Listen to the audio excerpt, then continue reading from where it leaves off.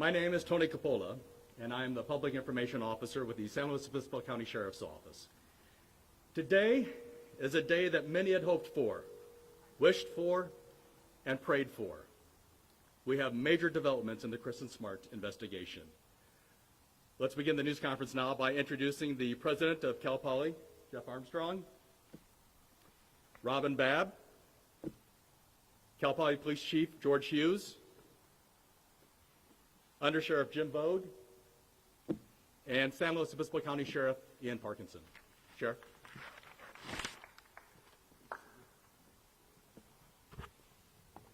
Good afternoon. The one person that was not introduced standing up front is Detective Clint Cole, who is our unsolved cold case detective, and I wanted to introduce him myself. I also have several members of my staff that are, excuse me, out in the audience. So, my name is Sheriff Ian Parkinson. I'm joined here, obviously, by the President of Cal Poly, Jeff Armstrong. I want to begin today, or we're beginning here today, because this is where it all began on the campus of Cal Poly University. On May 25th, 1996, this was the last place that Kristen Smart was seen alive. It has been 24, almost 25 years since Kristen went missing. 24 years without a resolution until today. I'm here this afternoon to announce the arrest of Paul Flores for the murder of Kristen Smart and the arrest of his father, Ruben Flores, as an accessory to the murder. I'm going to start just with a little timeline for those who may not follow this completely. So how did we get here? It's been a long process. Kristen Smart was a 19-year-old freshman Cal Poly student in May of 1996. She was last seen on May 25th of 1996 at approximately 2 a.m. near the intersection of Perimeter and Grand Avenue, which is right over my left shoulder, as she walked home from an off-campus party. Kristen was last seen with Paul Flores, also a 19-year-old freshman that walked her home from the party. Kristen never returned to her dorm room that night and has not been seen or heard from since that time. She was reported missing to the Cal Poly Police Department on May 28, 1996. Cal Poly Police handled the initial investigation into her disappearance with the assistance of investigators from the San Luis Obispo County District Attorney's Office. On June 26, 1996, about a month later, the San Luis Sheriff's Office assumed the lead investigation in the case. We have actively investigated the case since that time. We have received assistance from the FBI, California Department of Justice, numerous other law enforcement agencies throughout the state of California, and actually out of the state of California. I introduced Detective Cole for a reason. About 4 years ago, the Board of Supervisors, and I think the chair of the board, Lynn Compton, is here, granted a request that I had for a unsolved cold case detective. Many of our cold cases are actually assigned to our detectives in addition to their normal caseload, and Kristen's was one of those cases. Kristen's was one of the cases that I targeted for this position, and after granting that position, Detective Cole assumed that position and has been working on Kristen's case since then. Throughout our investigation, Paul Flores has remained a person of significant interest. There's been some discussion of what is a person of interest versus a suspect, and it's really a matter of terminology. When a crime occurs, everybody involved in that area could be a person of interest until they're ruled no longer of interest, either through alibi, through witness, through physical evidence. But Paul remained as a person of interest, and as the case progressed, became a suspect and the prime suspect in the case. So I became sheriff in 2011 and did a complete and requested a complete review of all the physical evidence that had ever been taken in the missing person case. In late 2016, we discovered additional evidence that confirmed that Paul was the suspect in the disappearance. In 2019, We interviewed several witnesses that had not been previously interviewed, and I'll say some of that information came to light through the podcast that many of you are familiar with, that was produced and eventually led to our interviewing that witness. And with the knowledge of the discovered of new evidence, new witnesses, sheriff's detectives secured a court order authorizing the interception and monitoring of Paul Flores' cell phone and text messages. This is one of many things that have been done over the last 10 years. In February of 2020, detectives served search warrants at the home of Paul Flores, as well as his sister, mother, and father, all simultaneously last year.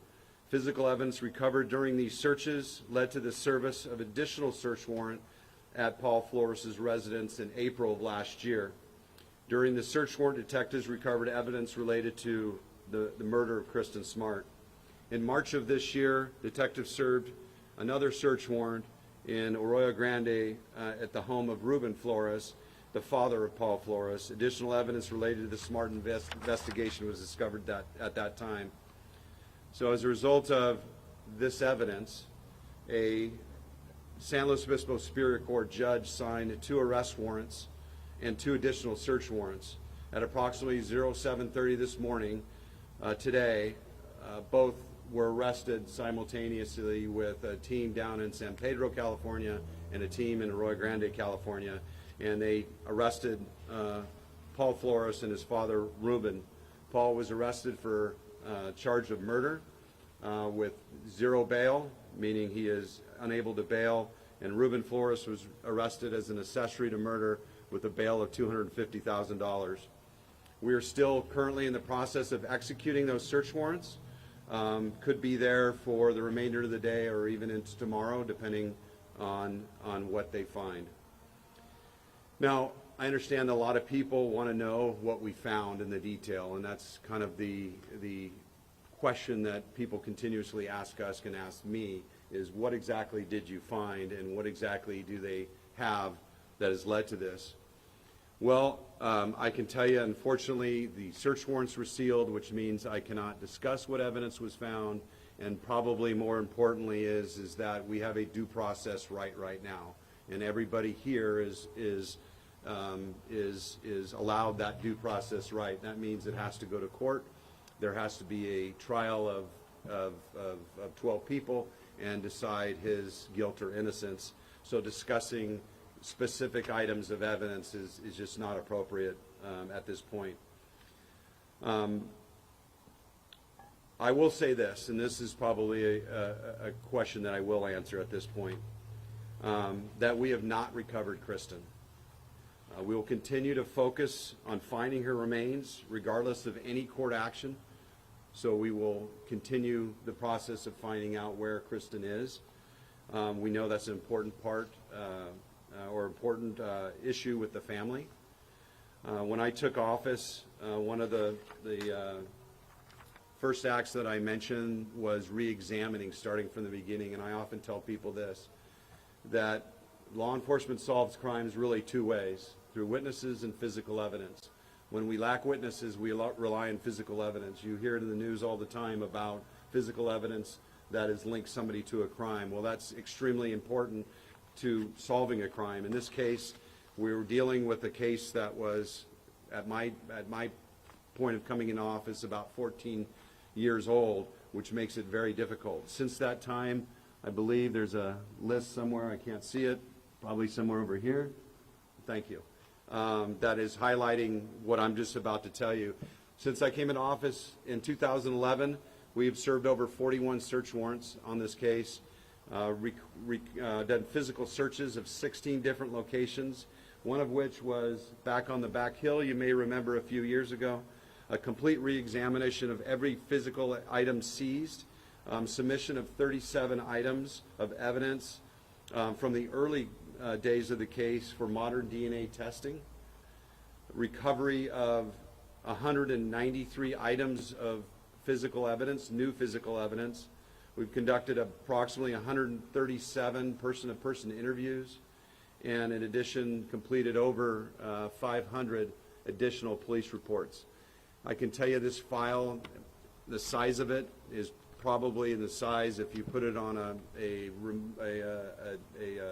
hard drive, it's in excess of 3 terabytes. It's that much involved in this case. It's my hope that we're able to take the first step toward justice for the Smart family. Peace for the community, some justice out there for all of us, and most especially for Kristen. I have spoken to the Smart family numerous times, including this morning, matter of fact, twice today.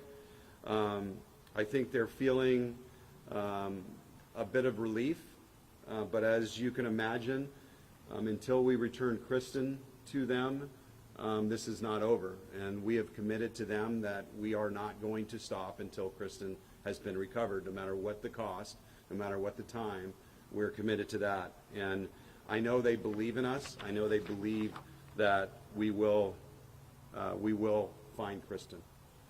So this afternoon, we have turned the case over to the San Luis Obispo District Attorney's Office. The way the process works, the warrants that were signed by the Superior Court allowed for the arrest and booking of Paul and his father, Reuben. Now the case has been handed to the District Attorney for review and their announcement of further proceedings. I'd like to thank my investigators. There was certainly the investigator that I introduced, Detective Cole, but there was the detective commander that's in the audience, a new detective commander, many people over the years that have worked on this case.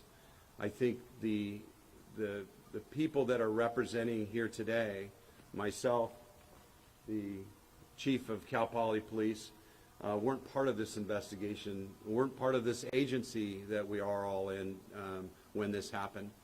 And I think the cooperation that's taken place, I know President Armstrong has really opened the door for us to do and provide us anything that he possibly can, including having this press conference here in Cal Poly today. So I'd like to introduce President Armstrong to say a few words.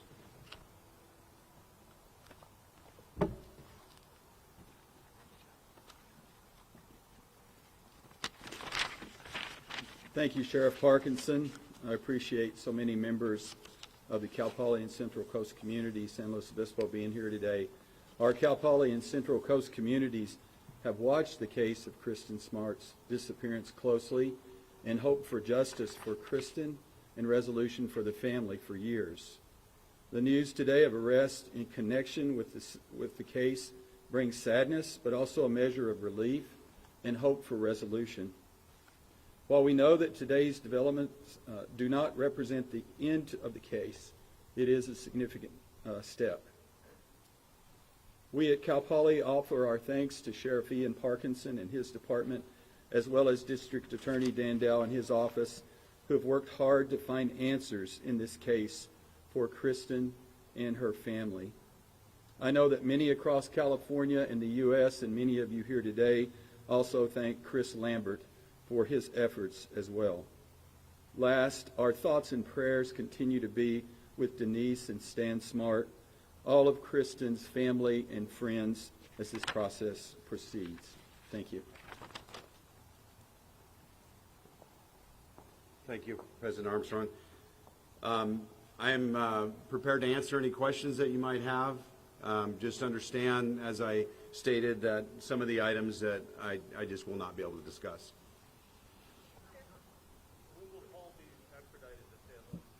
He was driven from San Pedro and booked into San Luis County Jail today already, so he's here. Sheriff Parkinson, are you guys any closer to finding Kristen at this point? And the search warrants that are being served currently, reason to believe that she may be at Reuben Flores' home or any of the properties belonging to the Flores family? Well, the first part of the question is, are we any closer? And the answer is yes, I believe we are. But only time will tell. So if obviously we recover her, we'd be making that announcement today. In regards to the search warrants, you know, we're after all kinds of things. Physical evidence again. anything that might lead us to the location of Kristen. And as you know from the previous search, and as you reported from this search, we're out there with our ground penetrating radar again. So yes, it's safe to say we're checking everywhere possible. Sheriff Parkinson, when might you see either Ruben or Paul or both in court? I believe that Paul's arraignment will be on Thursday. It really depends on Ruben. Ruben has the ability to bail out. If he bails out, then he will not be there on Thursday. But if he is still in custody, he will too be in court on Thursday. Thursday at the latest, then? Yes. Yes. Yes, sir. Well, as I've said before, and this case is probably the best illustration of it, is that it's not what you believe, it's what you can prove. So when people ask, why is this taking so long? Because the general public knows this much about the case, and the case is this big. And so as it progresses, and when I talk about that due process rights, we have a right, or we have a duty and obligation to protect people that are innocent as well as guilty. So we can't base arrest on what we might believe. It has to be based on physical evidence. Sheriff, you mentioned that you can't talk a lot about some of the evidence, but can you talk in general about the physical evidence? And was any of the physical evidence that it belonged to Kristen Smart, you believe, and was any of that physical evidence found in one of the floors? Let me see if I can answer it this way. Forensic physical evidence was located, and yes, we believe it's linked to Kristen. And yes, we did find physical evidence at least 2 homes. You also mentioned some information in the podcast. Can you expand on that a little bit? In regards to what Chris Lambert discovered? Yeah, that comes up every year. So since I've come into office, we have 2 anniversary dates that are really centered around Kristen, and that is her birth date, and that is the date she went missing. That's typically when interviews, people want to interview me or interview the department on Kristen's case. I've always said that those are really good things because it's getting that message out. I think what Chris did with his podcast was he took a local story that was generally locally, and he expanded it to a national story, and international, actually, I'll say, because once that message got out, we started getting more information. Now, some of it is information that we already had and knew, but the value to it is that there's, as we see here, there's a lot of people that are students here that aren't from San Luis Obispo, and so when they graduate, a lot of them will leave back to their home area or on to pursue, other jobs. And so they're kind of dispersed all over the country. So as that message gets out to the nation, those people that used to live here during that time might remember something. And so that's always the value of that. And I think what Chris did with the podcast was truly put it out nationally to bring in new information. So it did produce some information that I believe was valuable. The podcast also talked about some alleged missteps early on in the investigation. Can you talk about that? Do you believe there were missteps early on? Do you think this arrest should have happened, back in 1996, 97? First to the missteps, yes. I think, there were certainly some missteps. Were there some things that were done really, really well? Yes, too. You can be an investigator and look at a case that was investigated 10 years ago, look at that case and say, well, I wish they would have done this, or I would have done this. So you can always look back and see things that could have been different. But there really is no hiding the fact that there were some mistakes made early on, and it made it much more difficult. That first 48 hours is pretty critical in a missing person or a homicide, and there was mistakes made that made that much harder. And I think that's why when I talk about it's what you can prove, it's not what you believe, I think there's a lot of people that that listen to Chris's podcast and kind of either relived it because they were around during that time or learned of the story, and then what they tended to focus on was, hey, why aren't we moving forward? And trying to really impress upon people that, you know, our duty has to be to prove it beyond a reasonable doubt. It's not just, we believe this person did it and we're going to pull them off the street and deprive them of their freedom. Finally, you mentioned the search warrant on the phone and the text messages. Is that yielding incriminating information? Yes, as Denise Smart has said, it's a puzzle. And the puzzle is, we're assembling the puzzle. And imagine if you've ever built a puzzle, you've found missing pieces, how frustrating that is because you're looking for the one piece and you find out there's 3 pieces that somebody's taken out of the puzzle or not putting it back. Well, this is what it has been. It's been a puzzle, and it's a very slow process to find each of those little pieces because at the end of the day, we got to see what that puzzle reveals. And so that was something Denise said early on to me, and I absolutely agree with it. That's the slow process of this and finding a little bit each place. So when you ask, was there something of value?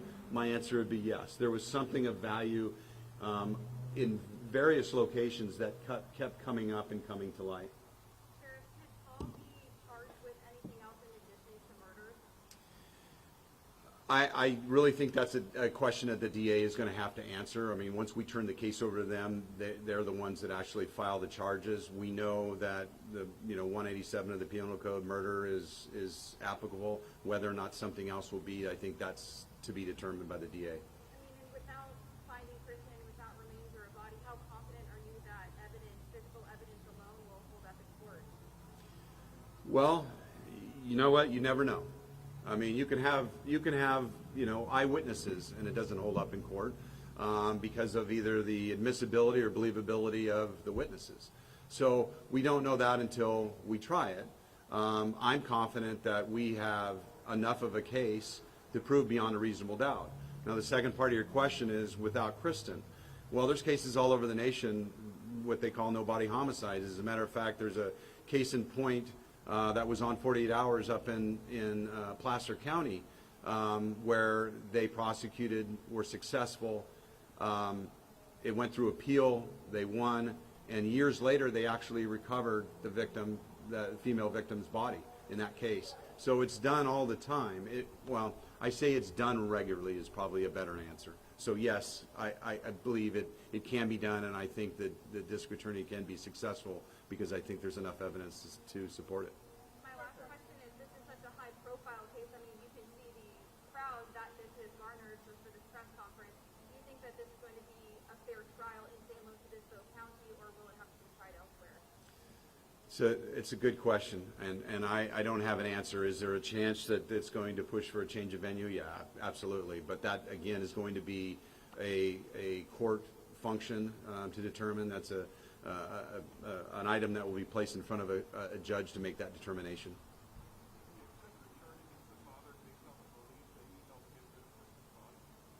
It's a belief that he participated. No. Yeah. Sheriff, does any of the evidence show that Kristen's remains are possibly at risk of being used in search locations? Can't comment on that. I can't discuss that other than to say that every location. I think I mentioned that we searched 18 locations, and most of those involved digs. The most significant one being on the hillside behind us. But we're going to continue until we find her. What's the theory of the crime? How did it happen? What's your theory? That's something that is presented in court. I can't present a motive or a theory. That's what court is for. Sheriff, what about the mom? What about Susan? That was answered just a little bit ago. You might have missed it. Sheriff, so for the two men arrested, are they on suicide watch? If not, why? If not, why?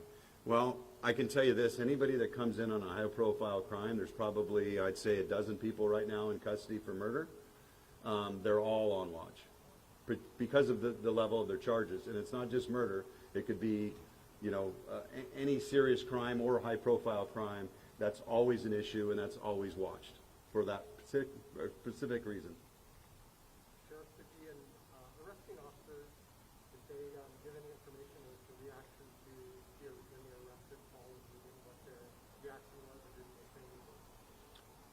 The only thing that's been relayed to me is that there was virtually zero communication, no response.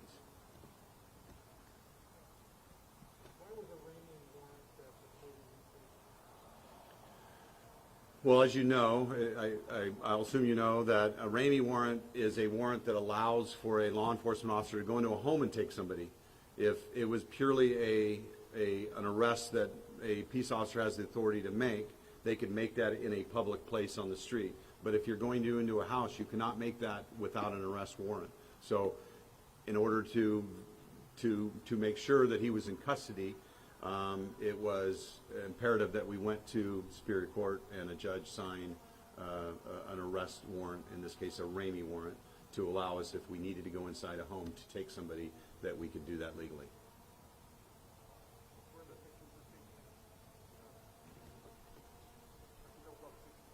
Sorry, let me peek. Yeah. Those first two pictures of Paul were taken in San Pedro. And the third one was taken in Rio Grande.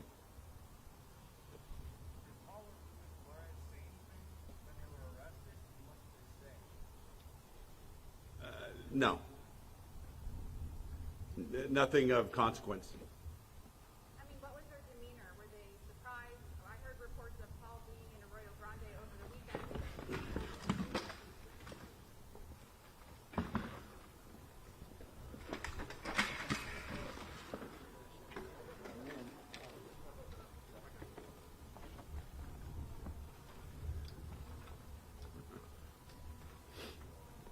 Well, at least it was at the end. Okay, I had just a question I'm sorry. About their demeanor when they were arrested. We heard that, Paul was here in Arroyo Grande or San Luis Obispo County over the weekend. What was the reason for waiting? Oh, why not arrest them when he was in Arroyo Grande? We're well aware that he was in Arroyo Grande. We had a warrant to be executed in San Pedro at his residence. So, yes, it could have happened here and we could have gone down there. But, when you set a timeline, when you talk about an operation of that size, when I'm sending, 30 people or 20 people down to Southern California and 20 people here along with forensic people, it's a lot bigger operation than meets the eye. So either when you start planning that and figuring out what personnel you have, once you get to a timeline, it's just better to follow the timeline unless something really changes, and really that didn't change much. Okay, anything further, I'm going to refer you to my PO, Tony Coppola, and thank you for coming today.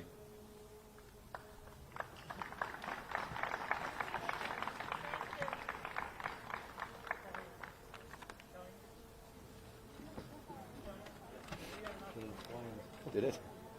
Oh, I had a spare one.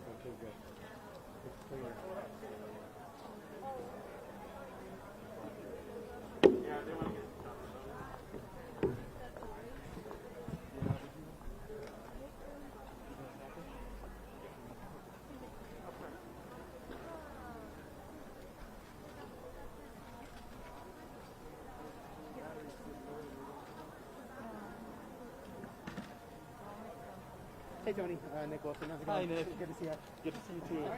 Thanks for having us and answering so many questions. Do you have any info on jailhouse interview requests at this point, even if they say no? I don't. Let me text you it. Okay. And I got your text right at the beginning of that. And I will get back to you and let you know. Sure. Okay. Even if it's like babysitting hours, and I can put my name on the list. Right. We'll see what happens. Right. I don't expect it to happen. Right. You never know. It never hurts. Exactly. It has happened, and I think